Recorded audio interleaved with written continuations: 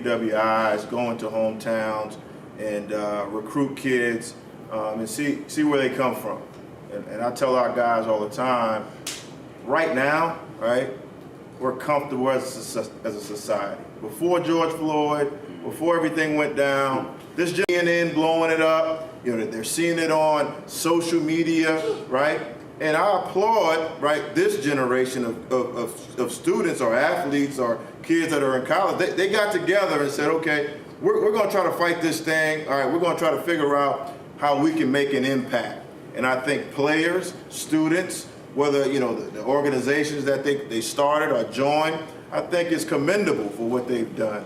Now, being at A&T was a strong part of the civil rights movement, the Greensboro Four. So when you come to A&T, all right, when you come to an HBCU, right, you're living that life every day. Those kids on those campuses, all right, they're there living that black heritage, trying to figure out how they can impact and be somebody that reaches a level of impact in the community. And so in terms of our campus, our guys, that's something we deal with all the time.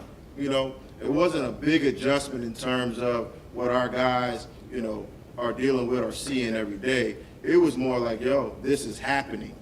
This is happening right now. So when I go talk to them, I'm saying, listen, all right, you got to be careful with the decisions you make, all right? And my biggest thing was, listen, you're here for 4 years, 3 years, whatever it is. You're getting a degree, you're playing basketball, all right? You got to use this leadership training, because that's what I call it. I call it leadership training. It's not too much difference between what we're doing with basketball players and what they're doing in the military. It's leadership training. So when you're done bouncing that basketball, you need to be able to go back into your community and help somebody else figure out what this thing life is about, right? And so that's what I talk to my guys about. And I think at A&T and other HBCUs, I think that's just our curriculum. That's what we're dealing with, and we're trying to help these kids figure this thing out to go into the real world. Coach Cabral, your thoughts, your institution, your area, how were you all affected with these issues? First, I want to thank everybody for being here, being on the panel. I'm going to agree with Coach Jones and Coach Carm. I think it all started with dialogue. Like, things have been going on for so long that we were masking.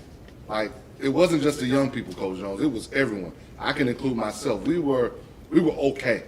We were okay with how we were living. I called it we were living high on the hog. We thought we were past this era in the United States. And to see the murder of George Floyd, it hit home. And it hit home for everyone right in our face. And though it had been going on, it was the first time a lot of people were able to see it firsthand. Like you said, CNN, Fox News, wherever, you saw it right in your face. And what that did for me as a new coach at a new institution, Voorhees College at HBCU, founded by a young woman who tried to found this school numerous times that was burned down by white Americans every time she tried to found it, until she was able to found it in Denmark, South Carolina. I was able to talk to our kids and have real dialogue that we haven't had before. That rage, you saw the protests that were going on. There were young people who were upset. They had rage inside of them because they had never felt this and seen this before in their life. So it also brought some things we had to talk about with mental health. Like, they hadn't seen that before. They may have grown up in a bad neighborhood and saw kids get shot or whatever, but they haven't seen the murder of a black man by a police officer.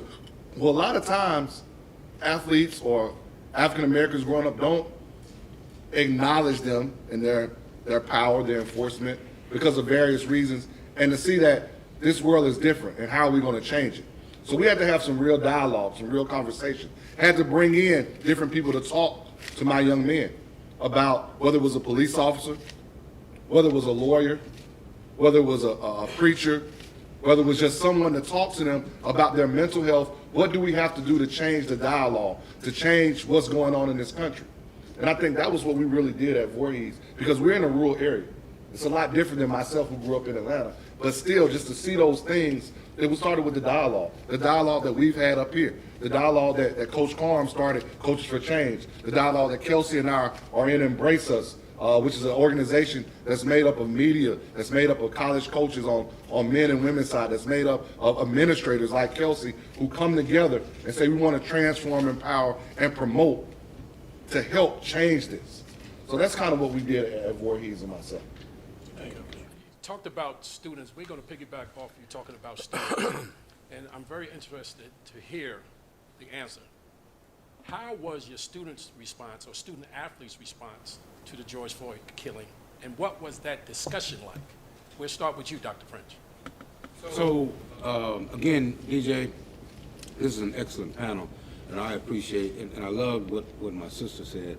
A lot of times as panelists, we have the perception that we are here to share our knowledge and our information, but panelists have the best opportunity to be surrounded by people like this to learn so much. So I really want to thank each of these panelists for this opportunity to be with you. My student athletes, they took it very, very toughly. And they took it because one of the reasons they took it as they did, and I recognized it, because I saw when George Floyd came on to the screen and the shirt that he had on and his buff body, he's not like everybody else necessarily in the community. You see that you have these white officers who are saying, I'm going to come in with a tremendous amount of force based on the way that this man looks. That's who you all are. That's who you all are. Look at these athletes up here. They're not even playing anymore. They look like they could go out on the field right now. Look at you all. You all are the most buff ones in the community. Same thing in the African American community. Those are the most, they have more problems, and they deal with some issues that some of our other brothers don't even know about, because you have in some instances, an oppressor who's going to prove his oppressive tendencies and the fact that he can overtake you because he sees how tall you are as an athlete, or how big you are as a football player. So he's going to come in even tougher than the guy who's 5 feet tall and 100 pounds. They might say, that's not even the time. So my students are leaders. The student athletes are some of the best leaders on campus, and we're intentional. We're intentional in doing that. I was president of Miles College in Birmingham for 15 years. The college, at one point, we had major discipline problems, major social problems when people got into groups on campus, fights and all of that. And I brought in more and more police officers, more and more security. And then I looked at my alma mater model, which is the University of Louisville, and I went and got the football team. And I let the football team know that they are responsible for security on campus. They are responsible when the guys who come from the neighborhood and their little gang want to go over and beat up on 4.0 students who are 5 feet tall. No, go over there and deal with that football team if you want to deal with somebody, and it doesn't happen. So you get them on campus, and they become the peers. So instead of the president riding by and telling, which I do, roll down my window and tell the young man, pull up your pants. We don't act like that here. I stopped doing it because the football team and the other athletes were the ones who say, wait, bro, we don't represent like that. And that peer-to-peer respect was so much more effective than coming from the administration. So a lot of my athletes, they led the marches. We had civil marches. We made sure that in our marches, though, that we gave orders, just like Martin Luther King and Abernathy did before they got started. There are certain things that are going to happen to you, and you have to be ready. This has to be your response. One of ours was, the students from Clark Atlanta, Morehouse, Spelman. If you see some idiots getting in the middle of our circle and they start violence, they've got to go, and you can't replicate that. So they policed themselves, and they did an excellent job on my campus. Kelsey Roziers, the reaction from your student athletes? Sure. So it was a combination of a lot of things, right? We had some student athletes who were hurt and had rage. We had a portion of our student athletes who were numb to this. They've seen it for years. They've experienced it themselves. And then we had a portion that were ignorant. to what was going on.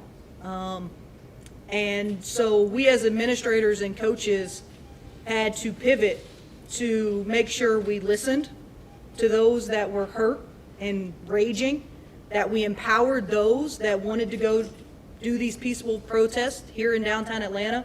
We did one for our student athletes. It was student-led. That was very powerful, and we wanted to empower them. They told stories. There were a lot of tears.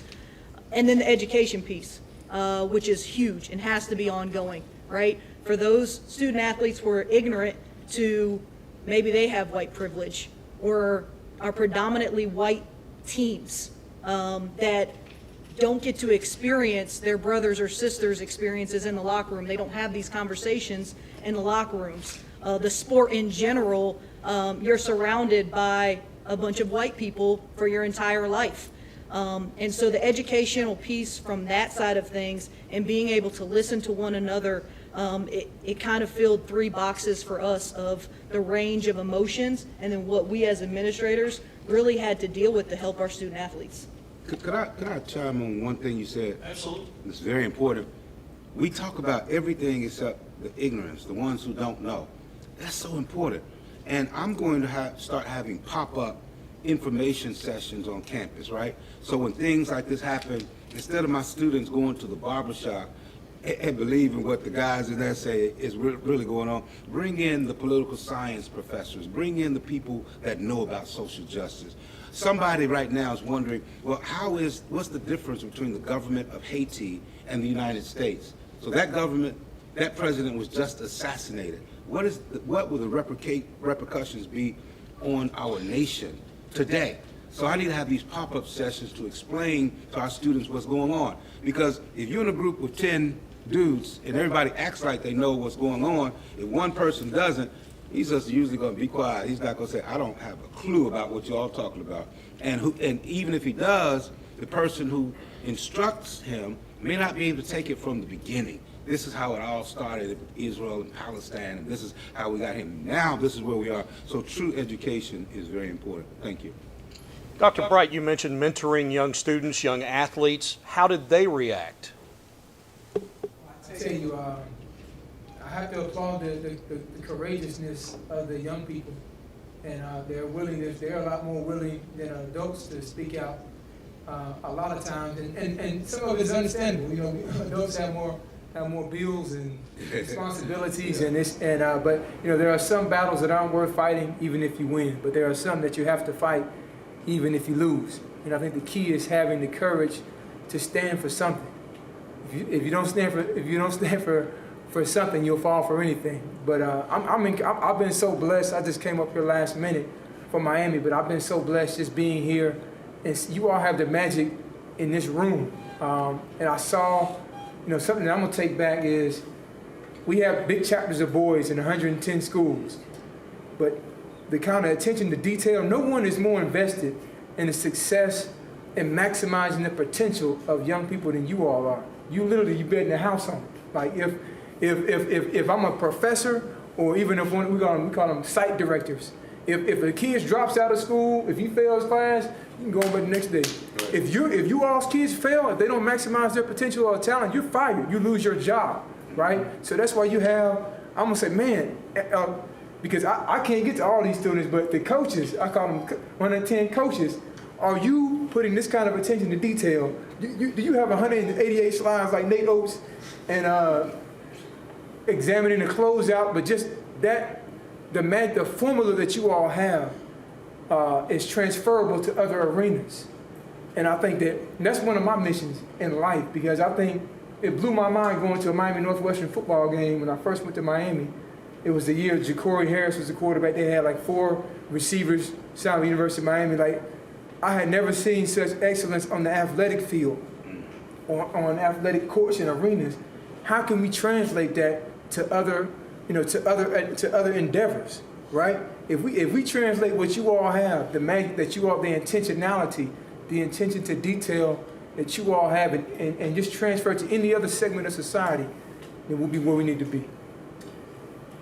I'll move on to a question about recruiting for the rest of the coaches on the panel. How has recruiting changed as a result of these issues?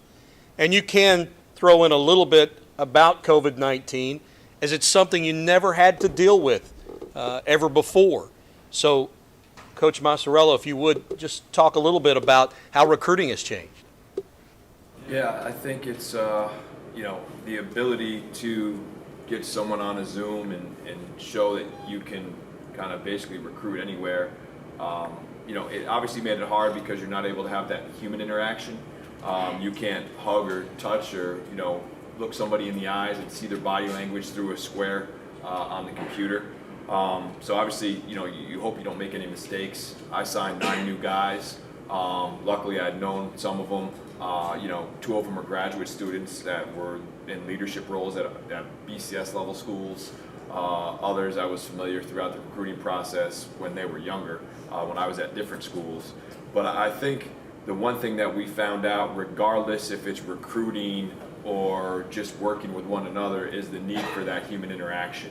That the fact that you can't live a life through a computer screen, and I think now even seen in society, you want to say that people are thankful for getting out of the pandemic, but with some things I've seen just out in the public, there's a lot more people that aren't as understanding and appreciative of what we have, and they rather snap and yell at somebody for not wearing a mask or yell at somebody for wearing a mask. And there's just so much anger out there. It's like, everyone needs to take a step back and realize we need to be thankful for what we do have. And so the fact that we could recruit and find a way to overcome, we did on campus and virtual tours or drive-through campus tours. I think us as a people, we've been able to adapt since the beginnings of time, right? From cuneiform and caves and drawing and writing with sticks.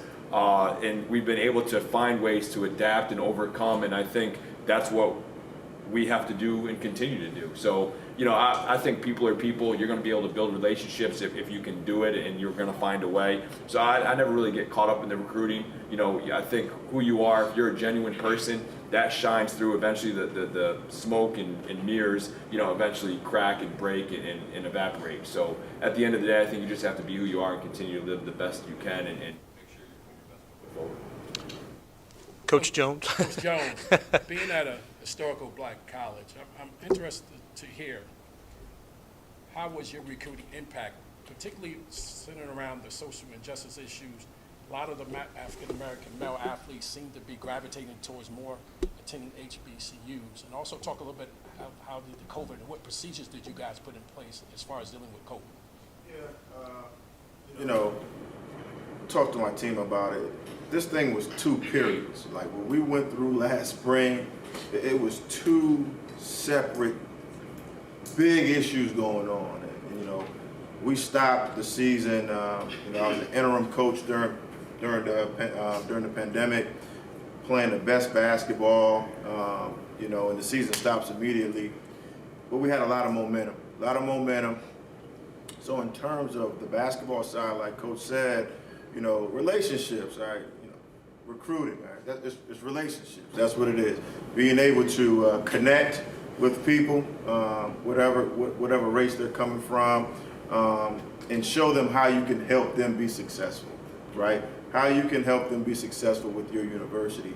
And even before this name, image, and likeness, a partnership, right? For a long time, it's been what can you do for the school? And now it's like, okay, let's put this thing, let's make it even now. I'm doing something for the school, you need to do something for me too. Like, it's a give and take thing, but in terms of the recruiting piece, I thought at A&T, being that the resources that we have in an HBCU, all HBCUs aren't the same, and I'm saying that loud, okay? All HBCUs don't have issues with budgets, don't have bad facilities, don't have issues in academics. Okay? What you say? I didn't hear you. All HBCUs aren't the same. Thank you. A&T is the largest HBCU in the world, and I started saying that when I took the job because I needed to let people know that, okay? I worked at PWI, mid-level universities, and I said at my desk, like, man, I have the same resources here that I have at A&T that I have at these other schools, so why is it looked upon that we can't recruit that type of level players? And so I'm the same guy You know, I say I got a different polo on today. The color's different, right? I'm in a different league, but I'm the same person that walks up in that high school, that walks into that home. Nothing changed about who I was. So that conversation that I have with that family or that kid, it's the same conversation. I need to put in front of them what it would take for me to help them be successful in their life. Obviously, they want to be, most of them, they want to play professionally. They want to be a pro at what they're trying to do. My job is to help them be a pro, all right, but also now, especially with this social injustice, help them realize that you can be a pro outside of basketball too, okay? And put those things in front of them so at least they get a taste of it. All right, we got one of the biggest career fairs on the southeast at A&T. And so one stipulation you have to interview. If you're a part of my team, you have to go for an interview. Interview with IBM, interview with Microsoft, get an internship. So that you go overseas and play 2 or 3 years, you can don't call me back and say, Coach, I want to be a coach. You can be more than a coach. You don't just have to be a basketball coach. That relationship that you got in that internship, now you can have a job. We can make 6 figures, okay? You can do something bigger than just say, have to be a basketball coach. If you want to be a basketball coach, a lot of our guys don't understand what we do. You know, a lot of times they know we get out on the court, we help them, we're there academically for them, but they don't know the grind. So we learn what their grind is in 4 years, and we're like, I don't know if this guy, man, I don't know if he can be a coach. You know, his grind might not be strong enough. But going back to what you said in terms of the social injustice piece.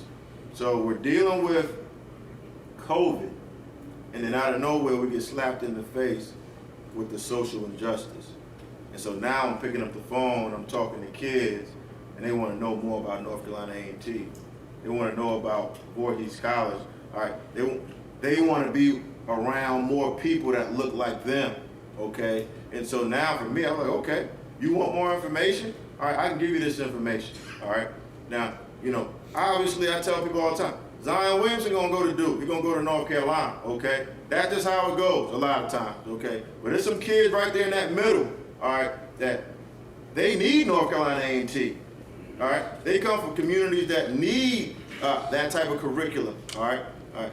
You know, some parents say, hey, Coach, my kid's been to a private school all his life. He hadn't been around a lot of people that looks like him. I want him to go to an HBCU.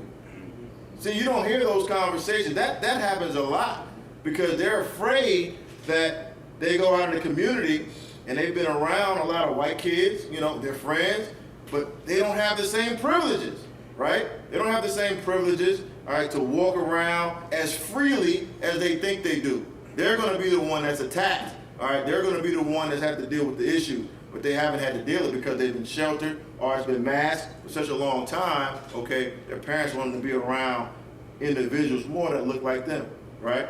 And so we were able to be very successful in that. We ended up signing one top 100 kid at A&T, you know, and I say it all the time. The kid that we got was an American kid, right? He was a kid that grew up in Dallas, Texas, right? All right. He made a decision on his own to go step out and say, hey, I want to go to an HBCU, right? His friends that play for different AAU teams in the Nike League and Adidas League, they know who he is. I got recruits coming in and say, oh, that's Duncan's, that's his locker, he goes to school here, and then that helps us get more attention from the same type of kids. And that's something I'll take away tonight. As you said, not all HBCUs are the same. I think for a long time they were placed under an umbrella, and I think that's the thing I'm going to take away from tonight. Coach Huff, I'd like for you to also discuss how recruiting was affected for you. I'm in a little bit different situation than these two guys. Obviously not being a NCAA Division I school, but also by getting a job October 27th. So in the midst of a pandemic, not being able to get our guys on campus or even play a game until January. So it goes all the way back to relationships. Like, this is a relationship business. Everything that we've heard this weekend is great. But if you don't realize it's a relationship business, and especially when it comes to recruiting, then you'll never get it done no matter where you are, HBCU or not.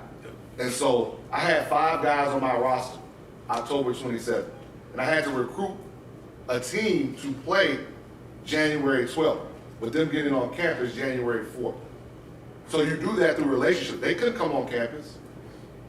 Some of them didn't even know who I was until I reached out to them. So you got to build that relationship, whether it was through a player that you already knew, whether it was through a coach you already knew, whether it was through a family that you already knew. We actually got a kid all the way from Texas because just like Coach Jones said, they wanted to go to an HBCU. And because times were limited in COVID, we were able to get that kid. But also, every HBCU is not the same. Through COVID, through a pandemic, through social injustice, I was able to build that relationship November and December with us not playing by having that relationship and building that relationship with our team. Started with the 5 guys we had on the team via Zoom, because they're not on campus, talking no basketball. We're talking about life, we're talking about social injustice, we're talking about the pandemic, we're talking about mental health. And during those times, as we kept adding players to our roster, I had one young man, he's gonna be a senior this year, 21 years old, that after we got off of Zoom, he said, "Coaches, can I stay on and talk to you guys?" He had never had a man tell him he loved him. And I had never coached any of these guys yet. But because of who I am and the relationships I have, I was telling those guys I loved them because I meant it. I knew what they were going through mentally. I knew what they were going through physically. Because you don't understand what it means for some of these people to have to stay home and not be on the college campus. They want to be on college campuses. Because sometimes that's where those guys get to eat. That's where they interact with their teammates. And for him to say that, and then for another guy to say he had lost 5 family members throughout COVID and hadn't told anybody on the team. Those were the things that I told those guys at that particular point that was going to help us win games down the road. And I remember he says, "Well, how's that going to help, Coach? That's not basketball." And I had to let them know that being a teammate, playing for the brother next to you, understanding the brother next to you is going to help you win games down the road. So when we talk about what we had to do recruiting-wise, we had to just get it out of the mud and go build relationships and do everything that we had to do. And on the flip side of that, like every HBCU is not the same, we were able to do some things at our college that probably was unprecedented during the pandemic. We were able to renovate our dorms, we were able to build a new weight room, build a new scoreboard. It's funny because if COVID had not gone on, you're not going to want to say what could the positives be around COVID. We're not able to get that done if we got a bunch of kids on campus. And that changed the aspect of our campus. So when those returners come back, wow, things are different. Dividends in the end. Exactly. Absolutely. This next question, I'll start with Dr. French with this question.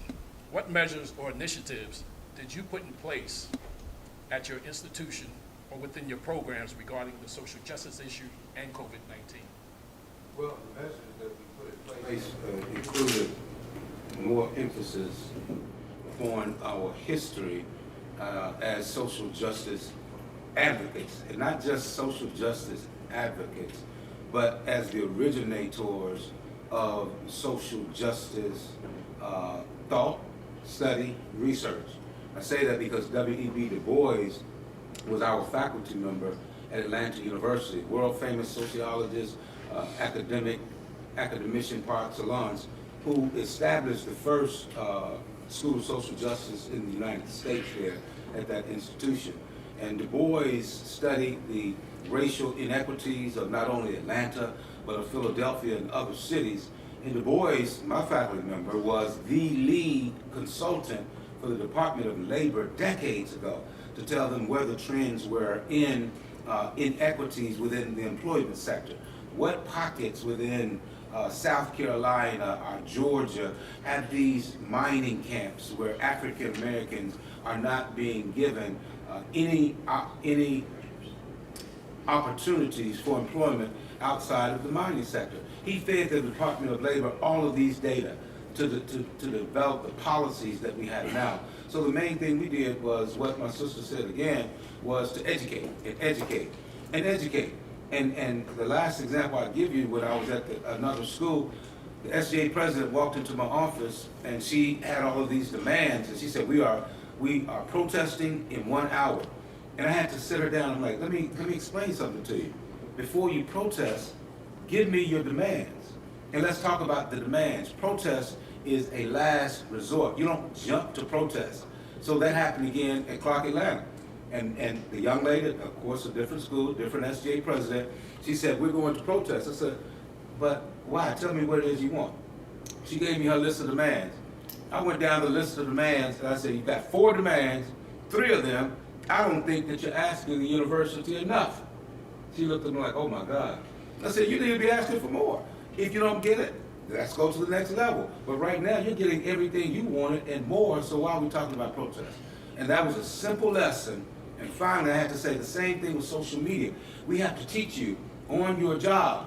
If your boss gets on your nerves and asks you to do some things you don't feel like doing, go through the process of management. Don't go home and put it on, call him an MF on Facebook, because he's going to find out that your job's going to be gone. There are processes that you have to follow to live in this society, and that's one of the things we talk about. Kelsey Roziers posed the same question. You're in an office that deals with initiatives like this. What do you see in the future as far as policies and initiatives go at Georgia State? Sure. So, what I would tell everybody in the room is it really starts with leadership, right, at the top. And if that message isn't coming down, it's going to make your jobs a lot harder. So if you're a sitting head coach, you need to be asking your sports supervisor, your athletic director, what those core values look like. We are trying to build a holistic student athlete. That comes from my boss's mouth. So when we go on trips, we want to provide an educational experience for them as well. And so a really cool thing that our conference did in the Sun Belt Conference, which we have a lot of schools within the civil rights movement, right? We had a civil rights trail. All right, so when we go to play Arkansas State, or if we're going to Louisiana, right, we don't want to just go and play. All right, we want to take them and give them an educational value piece to this civil rights trail and this civil rights movement. And so I thought that was a really cool thing that we implemented and we encouraged our coaches to do. Obviously with COVID, that's a little bit harder to get into places, but even restaurants, right? Like, so the Sun Belt composed an entire pamphlet of each school in the city of places to go eat that are historic and add educational value. Another thing we did here at Georgia State, we teach a GSU 1010 course, which is a freshman learning community. Every student on our campus has to take it. It's 1 credit hour. And we got the support from our president to add a component in there about social injustices. So along with sexual misconduct, Title IX, how do you even open your email account, email a professor, we added this component with the approval of our president, which I thought was great. Moving forward, again, the educational piece. We've got to continue to have constant dialogue and education to all of our student athletes, and also provide them a safe place. They've got to know that there's a safe place to have these conversations and meet people where they're at. I think that's one of the biggest things throughout this that I've learned as well is you've got to meet people where they're at, all right? And so if you meet them where they're at, they're not going to be as shy to communicate. We put an internal committee together, and I had a coach come to me, and he said, Kelsey, it was all voluntary. Who wanted to be a part of this internal committee? And I had a coach who coaches a predominantly white team who said, Kelsey, I am so ignorant about social injustices and what's going on in our community. I just don't think I'm the right person on this committee. I said, time out. You're exactly who I want. That's who needs to be on this committee, right? Because I need you to be educated so you can touch your young men and educate them. You guys as coaches touch these young men and women more than administrators do. All right, I have a brief stint that I get to know them and dig deep into them outside of the court, but you guys as coaches pour into them every day. And so we formed an internal committee. We're in a transition of a president. We just hired a new president. And I'll be really frank and transparent with you. I thought we could have done more, right? We did a few things here, but I'm looking forward as our new president is coming in and our outgoing president leaves. To no fault of Dr. Becker, it's just that transition period of getting things approved and pulling the red tape off of things. So we could have done more, and I hope this upcoming year we will do more. Running short on time, we're going to go to our final question, and Coach Jacobs is going to start with Dr. Bright. Dr. Bright, prior to this past spring, minority coaches, particularly black coaches, has always been hired at an extremely low rate. Out of the 47 Division I men's basketball jobs that were available this past spring, 24 went to black male coaches, 51%. But on the other side, on the women's side, 34 jobs were available. Only 7 went to black coaches, 6 which were women. What are your thoughts in seeing more of these opportunities for coaches of color and gender? I think it's all about opportunity and how many African American coaches are in the pipeline or get those kind of opportunities. And I'll just, let me use a different sport. Let me just say, I looked at Nick Saban's coaching tree, and you have all of these coaches that were, he's had all of these black players. I'm just going, you know, he's had all of these black players, but his entire coaching tree of coordinators, except for Mike Loxley, were white, right? And it's not, is it, and it's not about a lack of talent, but sometimes it's about a lack of opportunity. But it's also, you know, you also have to point to, you know, have to look at players. You know, when it is that you have a platform or a position of authority, which the players had how many players at Alabama have come through there and didn't say anything about it? It was just, let me just get in there and try to get to the league. And so I think that's the challenge for all of us. Dr. French mentioned W.E.B. Du Bois. Du Bois could have just been a professor, taught his class, and went on about his business. Dr. King could have stayed at Boston University, got a PhD, been the senior pastor, somebody got tithes and offering, and lived a comfortable life. But think about whatever you can do in your particular platform that can impact the masses beyond just your student athlete. Because I've been trying to hold my powder for the University of Miami, because there are a lot of institutions, we don't talk about it, that are using athletics as their diversity program. A kid growing up in Miami you can't, regardless of your academic credential, you can't go to the University of Miami if you don't run a 4.4, if you ain't on the football team. The valedictorian of Northwestern can go. He got in, but you can't pay for it. So you got 85 football scholarships that brothers can have, but we can't get one academic scholarship, right? So if you see things, little things like that you can even, it may not have to be a protest. It may just be a conversation. It may just, you know, when you're recruiting, you know, I noticed that, you know, we don't have this and this and this. It may just be a conversation with a different department and utilizing the leverage that you have or the platform that you have to be courageous behind the scenes. A lot of times it's about being courageous behind the scenes and opening up doors. I think that the doors that we open for other people are related to the doors that get open for us. And if we have the courage and conviction to look outside of just the players that we're focusing on and understand the enormous platform that sports has. Enormous platform that sports has if you're in your high school or if you're in your college or university.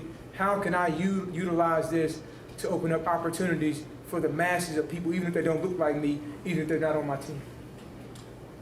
Coach Massey, Dr. Bright talked about coaching tree. I really want you to share your coaching tree and how you got to where you were, and talk about what you would like to see in terms of those opportunities, those numbers being as low as they are. I think these guys would be interested in that. Absolutely. And talk a little bit about your coaching tree, because they really don't know about your coaching tree and how impactful it was to you. Yeah, no, I've worked for tremendous coaches who were black, right? And so, you know, like we talked about, we're all coaches. I had a chance at a young age. I was actually coached by a former Olympian when I was in 5th grade. My first coach at a CYO, Christian Youth Organization, was a guy named Bob Jones. You know, I grew up playing soccer. His son Slade went to play on at West Virginia. But moral of the story, I worked for Ed Cooley, I worked for Joe Jones, I worked for Maurice Joseph, and obviously Jamie and Christian. I took and everyone talked, you know, you hear stories about Richie Riley and Nate Oates, and everyone has a story. My story is a little unique. I was basically told I wasn't a good basketball player in 4th grade at Siena basketball camp. The first time I touched a basketball, that was when Mike Dean was the coach. Fast forward, the best player in that camp. Fast forward, Bob Byer was the head coach at Siena, and I was told I could be a walk-on if I got good enough. Went to New Hampshire, played for a black head coach named Jeff Jackson, who came from Stanford. Left, redshirted at Siena for Paul Hewitt. Actually gave up a full scholarship at New Hampshire to prove I could play at my hometown school, and I was luckily able to pay for school. My grandfather had saved some money, and he was the one that actually paid for my college education for the 2 years I had to pay. Then I played for Louis Orr my only year, former New York Knick and Syracuse legend. Obviously now he's at Georgetown, tremendous mentor to me. Through that, I built a relationship with Patrick Ewing. He returns my text messages faster than my assistants, and he's in the Hall of Fame. So that talks to the character of Coach Ewing. But I took a $20,000 pay cut to leave George Washington and to come work for Jamie and Christian at Siena because it was my alma mater. And I got to learn from him. And like everyone talks about, right? You want to learn. It's never going to be about the money. And obviously, it was really surreal today because Mike Young was at Virginia Tech, and before that, Adam Hood was up here on the assistant coach panelist from Texas San Antonio, and Adam was basically a volunteer at BU when I was there. We recruited a young man from Miami, from Coral Reef. His name was Cedric Hankerson. He chose Boston University for the education over Tubby Smith at Minnesota and James Johnson at Virginia Tech. I turned down a job at Virginia Tech. My mentor, his name is Bobby Castagna, he was with the Utah Jazz for 18 years, was in administration for Gary Cunningham at Cal Santa Barbara, worked with Ben Holland and Jamie Dixon, never got that break, never caught that luck. I just had a chance to hire him as my assistant. But he told me, Carm, don't take that job at Virginia Tech. It may be $60,000 more, but you're going to be out of a job soon. And I didn't take the job at Virginia Tech. Unfortunately, James was let go. And I meet my wife the same year at Boston U, and then I end up going to GW. We win an NIT title, and then I'm able to have some vision and say, hey, I got a young family. It's easier to get back home. My wife's from Boston, and I grew up and played at Siena, and I wanted to restore that image and that prestige to that college. And I was able to do it, and now I'm sitting here talking to you about things that are way more important than basketball, because at the end of the day, we have a platform to make a difference, as we're alluded to mentor young men and women. And I think we're doing ourselves all a disservice if we don't take that microphone and take that podium and actually draw attention to certain things within the business of college athletics. Now everyone wants to look at the transfer portal, and I'm not going to even talk about that, but hey, I don't have enough time or energy to keep 13 players happy. So maybe college basketball coaches can get together and we can go to communities where people need education, and we can bring in our 13th scholarship is always going to be somebody that maybe can't get into University of Miami or can't afford it. Well, maybe I can have a full scholarship where I'm only using 12, but now I can have a person on scholarship that wants to get into college athletics or be a manager or be a statistician or be an advanced scout. Anything, but why can't we use one of those? I don't need all 13 scholarships. Now, don't quote me on that. I may have 5 guys in the portal, but when it's all said and done, I think there's ways to be creative, and if we can help somebody that needs it, and there's a certain special person, I think that's why you have ADs. I think that's why you have chair members. I think that's why you always try to help people when you have a position of power, and you can foster change and be a conduit to bring people together. Very quickly, Coach, and I won't shortchange you, but Coach Huff and Coach Jones, the question that Daryl posed was about opportunities for coaches of color and gender. Your thoughts on those opportunities and how those have increased? I think the job is just look around in this room. It's black coaches, white coaches. We're in the room together right now. You guys are putting in the work. All right. Trying to get better. Right? I think it's the media that needs to stop trying to separate talent. Right? Don't separate me and Coach Carm. You look at our records, they're similar. Look at our accomplishments in the last 2 years, they're similar. So why would you just promote one and not promote the other? All right? There's a lot of black leadership and black talent that can make universities successful. But for such a long time, all right, we haven't been able to get into those rooms. And so some of those presidents, some of those ADs, they've been what the president said. They've been to a private school all their life. They don't know how to interact with an African American coach. All right. And on the other side, you know, some of us on the African American side, we have to make ourselves accessible. All right, and make sure that when we speak to the presidents and the ADs, all right, we make them feel comfortable about what we can bring to their university from a leadership standpoint. It's not coaching.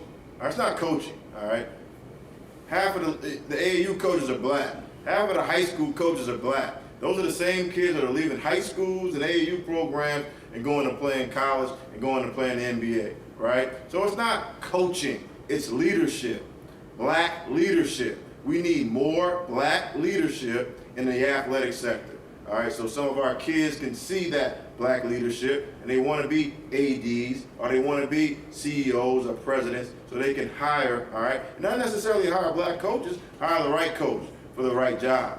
And so, you know, this spring, I thought it was a great deal having you know, the amount of coaches hired. And I think if you just continue to let the talent rise, the cream rise to the crop. Let the cream rise to the top, and I'm pretty sure those jobs will be available for more African Americans. Go ahead, Coach Hunt.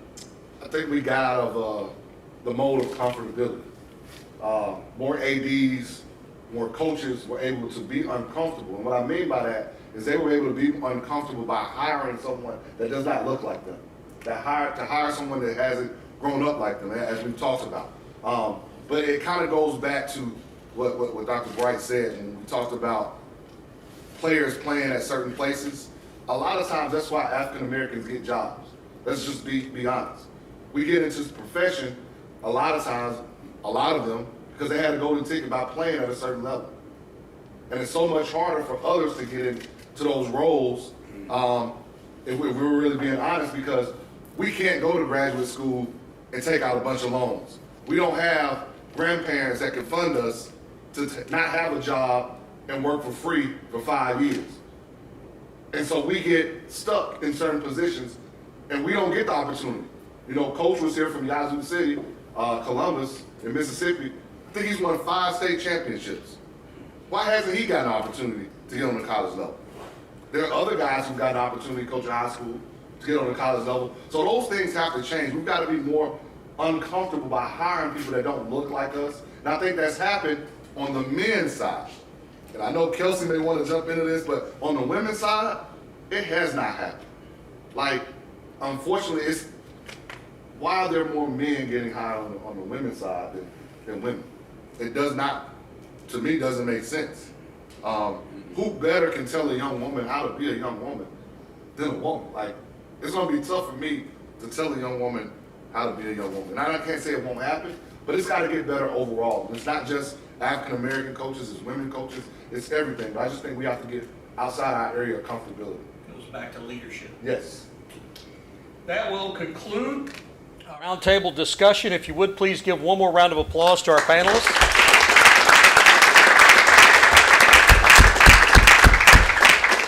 And I'm going to turn things back over to those here. I believe there is a cocktail hour that they're going to be sharing with you. Adam, I'm going to turn it back over to the CEO, Adam, and let him close things down. Thank you so very much. Appreciate you. Thank you, guys. Thanks to our panelists. You guys. We'll get a picture for sure. We've got a photographer that got a picture of the whole panel, so I'll make sure I send it to you guys. Yeah. Thank you guys very much. That was amazing.